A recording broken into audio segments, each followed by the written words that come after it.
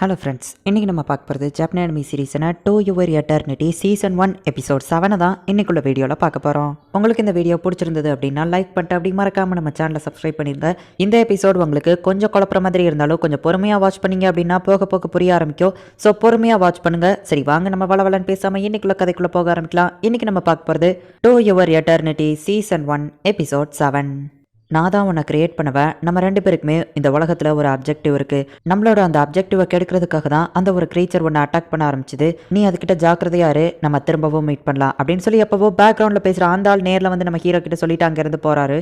Brother, நீ எப்போவாச்சும் think பண்ணியிருக்கியா நான் எதுக்காக இப்படி பிறக்கணும், எதுக்காக அந்த மேன்ஷனில் நான் பிறக்கல அப்படின்னு ஒரு பையன் கேட்குறான். நானும் இதெல்லாம் பற்றி யோசிச்சிருக்கேன். அதுக்காக தானே நம்ம காசு சேர்த்து வச்சுருக்கோம். ஒரு நாள் நம்மளும் அந்த மாதிரி பெரிய ஆளாக மாறலாம் அப்படின்னு சொல்லி அந்த பையனோட அண்ணன் சொல்கிறான். நாங்கள் கூடிய சீக்கிரமே கஷ்டப்பட்டு உழைச்சி பெரிய ஆளாகுவோம் அப்படின்னு சொல்லி அந்த பையன் ரொம்பவும் ஹாப்பியாக இருக்கான். அந்த பையனோட அண்ணன் சின்ன வந்துட்டு நீ இன்னைக்கு ஃபீல்டில் வேலை பாரு, ஹே கூகு நீ போயிட்டு இதை மார்க்கெட்டில் வித்துட்டு வா அப்படின்னு சொல்லி காய்கறியை கொடுத்து அனுப்பி வைக்கிறாரு. அந்த கூகுங்கிற பையனும் மார்க்கெட்டில் போய் காய்கறி வித்துட்டு இருக்கான். அப்போ அவனுக்கு பிடிச்ச ஒரு பொண்ணை அங்கே பார்க்குறான். இந்த பொண்ணு பேர் என்னவா இருக்கும் நம்ம யோசிச்சுட்டு இருக்கான். அப்போ அந்த பொண்ணு பார்க்கவும் அவன் வெக்கப்படுறான். தம்பி நீ வெதெல்லாம் விப்பியா அப்படின்னு சொல்லி ஒரு வயசானவர் கேட்கபோ இல்லை அப்படின்னு அவன் சொல்றான். இந்த வயசானவர் தானே அந்த மலைக்கு மேலே வாழ்றாரு, இவர் ஒரு சரக்கு விற்கிறவர், இல்லீகல் பிசினஸ் பண்றாரு அப்படின்னு சொல்லி கூட இருக்கிற ஒரு ஆள் சொல்றான். இப்போ இந்த பையன் வந்த உடனே நாளைக்காச்சும் நீ ஜெயிக்கப்பாரு அப்படின்னு சொல்லிட்டு அந்த பையனோட அண்ணன் கூட இருக்கிறவங்க எல்லாம் கிளம்புறாங்க. அவங்க எல்லாம் யாருன்னு இந்த பையன் கேட்கவும் அவங்க எல்லாம் என்னோட புது ஃப்ரெண்ட்ஸ் அப்படின்னு சொல்லி அவன் சொல்றான். மார்க்கெட்ல சம்பாதிச்ச அந்த காயின்ஸை எப்போ போல பாக்ஸ்ல வைக்கலான்னு போகும்போது இதுல சில காயின்ஸ் மிஸ் ஆகுதே அப்படின்னு சொல்லி அவங்க அண்ணன்ட்ட கேட்கவும் எனக்கு எதுவும் தெரியாதுன்னு அவன் சொல்றான். வந்தவங்க எடுத்திருப்பாங்களோ அப்படின்னு சொல்லி அந்த பையன் கேட்கவோ என் ஃப்ரெண்ட்ஸை சந்தேகப்படுறியா அப்படின்னு சொல்லி அவங்க அண்ணன் டென்ஷன் ஆகிறான். இல்ல அப்படி சொல்ல வரல, இதுல கன்ஃபார்மா காசு கம்மியா இருக்கு, யாரோ திருடி இருக்காங்க அப்படின்னு சொல்லி அந்த பையன் வருத்தப்படவோ சரி கவலைப்படாத அப்படின்னு அவங்க அண்ணன் சொல்றான். இனிமே நம்ம இதை அங்க வைப்போம் சரியா அப்படின்னு சொல்லி மரத்துக்கு மேல வச்சிருக்கேன் அப்படின்னு சொல்லி அவங்க அண்ணன் சொல்றான். ஒரு பப்பி அங்க வருது, உனக்கும் இது வேணுமா அப்படின்னு சொல்லிட்டு அவன் சாப்பிட்டுட்டு இருக்க பண்ண அதுக்கு கொடுக்குறான். இப்போ அடுத்த நாள் மார்க்கெட்ல அவன் காய்கறியை வித்துட்டு இருக்கும்போது அதே பப்பி அந்த இடத்துக்கு வருது.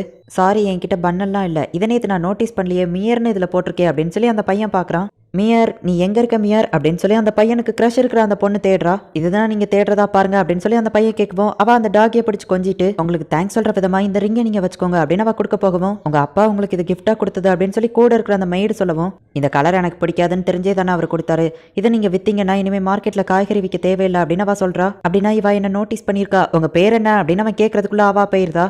இன்னைக்கு எனக்கு ரொம்பவும் லக்கியான டே அண்ணா அப்படின்னு சொல்லி அவன் வந்து பார்த்தா அவங்க அண்ணனை காணும். அவன் காசை சேர்த்து வைக்கிற அந்த பெட்டி அங்கே வெளியே இருக்கு. அதுக்குள்ள ஒரு லெட்டரும் இருக்கு. எல்லார் லைஃப்லயும் ஒரு விதி இருக்கும். என்னோட விதியை நான் மாற்றி அமைக்கிறதுக்காக எனக்கு இந்த காசு தேவைப்படுது, நான் ரிச்சா மாறினதுக்கு அப்புறம் உன்னை வந்து பார்க்குறேன் அப்படின்னு சொல்லி அவங்க அண்ணா அதில் லெட்டர் எழுதி வச்சிருக்கான். கோகோ எப்பவும் போல அவன் வேலையை ரொம்பவும் சோகமாக கண்டினியூ பண்ணிட்டு இருக்கான். இதை வித்தா நீ காய்கறி விற்க தேவையில்லை அப்படின்னு சொல்லி அந்த பொண்ணு சொன்னது ஞாபகம் வருது. ஆனால் இதை விற்க கூடாது அப்படின்னு சொல்லி அவன் முடிவு பண்ணுறான். அப்போ ஒரு ட்ரெயின் வருது, இதில் தலையை வச்சு படுத்தரலாமா, அவன் நான் ஏன் இப்படி கிறுக்குத்தனமா திங்க் பண்ணிட்டு இருக்கேன் அப்படின்னு சொல்லி அவன் யோசிக்கிறான். அவன் மேலே ஒரு கட்டை விழ போகுது. ஜஸ்ட் மிஸ்ல அவன் தப்பிக்கிறான். அந்த ஆள் அந்த ட்ரெயின் மாதிரியான வண்டியை நிறுத்திட்டு தம்பி உனக்கு எதுவும் ஆகலையா அப்படின்னு சொல்லி அந்த கட்டையை தள்ள பாக்குறாரு. ஆனா அவரால் முடியல. இதை கொஞ்சம் பாத்துக்கோ, நான் போய் ஆளுங்களை கூட்டிட்டு வரேன் அப்படின்னு சொல்லி அவர் போயிருந்தாரு. ஜஸ்ட் மிஸ்ல தப்பிச்சேன் அப்படின்னு அவன் நினைக்கிறான். அப்ப அந்த கட்டை திரும்பவும் உருண்டு ஓட ஆரம்பிக்குது. பார்த்தா வழியில ஒரு பொண்ணு நின்றுட்டு இருக்கா. ஹே பொண்ணு ஓடு, உனக்கு காது கேட்கலையா ஓடு அப்படின்னு சொல்லி இவன் ஃபாஸ்டா ஓடி போய் அந்த பொண்ணை தள்ளி விட்டுட்டு அவன் விழுந்துருதா. பார்த்தா அது அவனோட கிரஷ் தான். அவனோட கிரஷை காப்பாத்தின அவனோட ஃபேஸ்ல அந்த கட்டை விழுந்து அவன் ஃபேஸ் கிரஷ் ஆயிருது. ரெயினுக்கு அடிபட்டுச்சு, ரத்தம் வருது பாருங்க அப்படின்னு சொல்லிட்டு அவளோட அப்பா அம்மா வந்திருந்தாங்க. ஓ அவளோட பேரு ரெய்னா, நல்ல வேலை அவளுக்கு எதுவும் ஆகலை அப்படின்னு சொல்லி இவன் நினைக்கிறான். ஆனால் இவனை யாருமே வந்து பார்க்கல. ராத்திரி வரை அவன் அப்படியே கிடக்குறான். அப்போ அந்த வயசான ஒரு ஆள் அந்த இடத்துக்கு வந்து அவனை பார்க்குறாரு. இப்போ இவன் கண்முழிச்சு பார்த்து ஓ ஆமாம் அந்த கட்டை என் மூஞ்சிக்கு மேலேயே விழுந்துருச்சு, ஆமாம் நான் இப்போ எங்கே இருக்கேன் அப்படின்னு சொல்லி எந்திக்கிறான். என்ன எனக்கு திடீர்னு இவ்வளோ பெரிய தொப்பை வளர்ந்துருக்கு அப்படின்னு சொல்லி பார்க்குறான். அப்போ தான் கண்ணாடியில் அவனோட ஃபேஸை பார்த்தா அவன் ஃபேஸ் ரொம்பவும் அகோரமாக இருக்குது. உனக்கு மூக்கே இல்லை தான், ஆனாலும் உன்னால் மூச்சு விட முடியுது அப்படின்னு சொல்லி அவர் சொல்லவோ நான் கேட்டதுலேயே ஒஸ்ட் காமெடி இதுதான் அப்படின்னு அவன் சொல்கிறான். நான் நானாவே இருக்கக்கூடாதுன்னு நிறைய நாள் நினச்சிருக்கேன், ஆனால் இப்போ என்னோட ட்ரீம் நிறைவேறிடுச்சு அப்படின்னு சொல்லி அவன் நினைக்கிறான். அந்த சரக்கு கடைக்காரரு ஒரு மான்ஸ்டர் அவர் கூட வச்சிருக்காரு அப்படின்னு சொல்லி ஊருக்குள்ளே பேசிக்கிட்டாங்க. அந்த கிழவனை எங்க காணோம், நீங்கள் எனக்கு கடமைப்பட்டிருக்கீங்க, உங்களுக்காக நான் ஒரு கிஃப்ட் கொண்டு வந்திருக்கேன், அதுதான் இந்த இம்மார்டல் கிரீச்சர் அப்படின்னு சொல்லி அந்த பாட்டி சொல்கிறா. நம்ம ஹீரோ இப்போ அவனோட வித்தையெல்லாம் காட்டுறான். இது உண்மையிலேயே அற்புதம், இதை நீ எங்கே பிடிச்ச, எனக்கு இதை பற்றி தெரில அப்படின்னு அவர் சொல்கிறாரு. யானை மேலே இருக்கிறவங்க இவனை கேப்சர் பண்ணாங்க, நிறைய விஷயம் எங்களுக்குள்ளே நடந்து போச்சு, இப்போ இவன் ஏன் கூட இருக்கான் அப்படின்னு சொல்லி அந்த பாட்டி சொல்கிறாங்க. என்னோட பேரு கோகு, உன்னோட பேர் என்ன அப்படின்னு அந்த பையன் கேட்கவும் பேரா அப்படின்னு நம்ம ஹீரோ யோசிக்கிறான். இவன் பேரு ஃபோஷி அப்படின்னு அந்த பாட்டி சொல்லவோ ஓ நீ இம்மார்டல் அதனால ஃபோஷியா, நல்ல பேர் தான், சரி வா நான் உனக்கு இந்த இடத்த சுற்றி காட்டுறேன் அப்படின்னு அந்த பையன் கூட்டிகிட்டு போகிறான். நான் இந்த இடத்துல 3 மாசமா இருக்கேன், எனக்கு ரொம்பவும் மோசமாக அடிபட்டுச்சு, அந்த போஸ்மேன் தான் வந்து என்னை காப்பாற்றினாரு. அவரை ஏன் நான் போஸ்மேன்னு சொல்கிறேன்னு தெரியுமா, ஏன்னா அவர் சரக்கு விற்கிறாரு அப்படின்னு சொல்லவோ சரக்குனா என்னன்னு நம்ம ஹீரோ கேட்குறான்.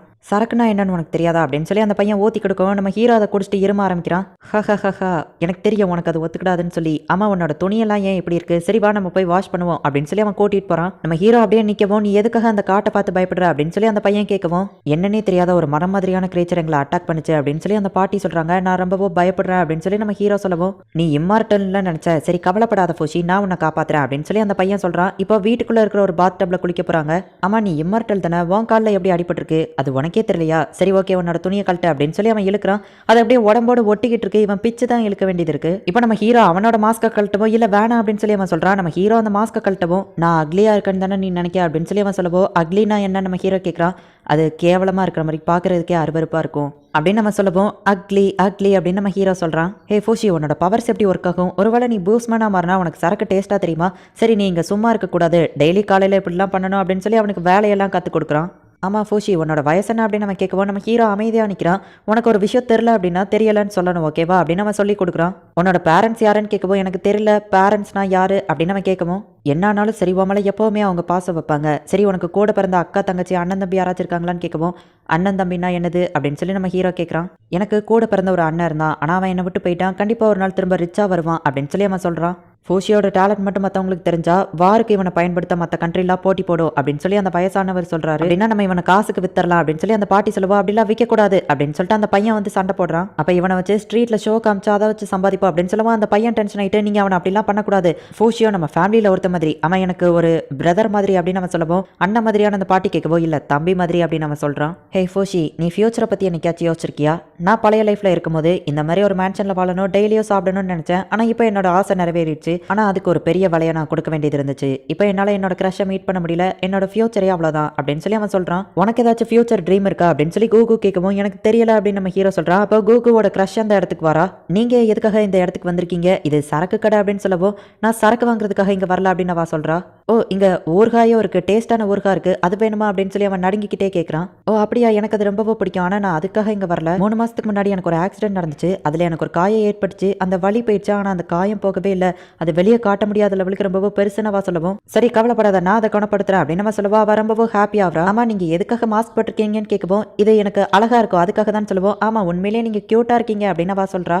இங்கே இருக்கிற வயசானவரோட சொந்தக்காரங்களா நீங்கன்னு கேட்கவோ, இல்லை நாங்கள் இங்கே வேலை பார்க்குறவங்க தான், நீங்கள் எப்போ வேணாலும் எங்களை வந்து பார்க்கலான்னு கேட்கவும், உங்கள் பேர் என்ன அப்படின்னு அவள் கேட்குறா.